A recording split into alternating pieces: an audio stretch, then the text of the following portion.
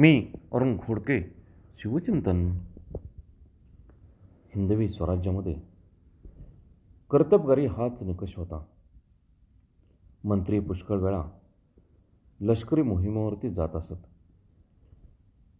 त्यावेळी राज्यकारभार नीट चालावा म्हणून शिवाजी महाराज स्वतः मंत्र्यांच्या हाताखालचे अधिकारीसुद्धा निवडीत असत. मंत्रिपद टिकणे ही कर्तबगारीवरती अवलंबून असे. मंत्र्याने सतत कर्तव्यदक्ष असावे म्हणून निरनिराळ्या क्षेत्रामध्ये त्यांनी कर्तबगारी करून दाखवावी हीच मंत्र्याकडून प्रामुख्याने अपेक्षा असत.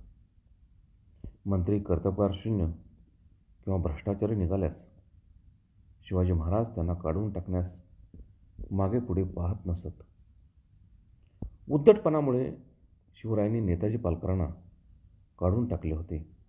नरहरी आनंदराव, महादेव मतिमंद, तुकोजी चोर या मंत्र्यांनासुद्धा त्यांच्या अकार्यक्षमतेमुळे आपापली पदे सोडून जावे लागले होते.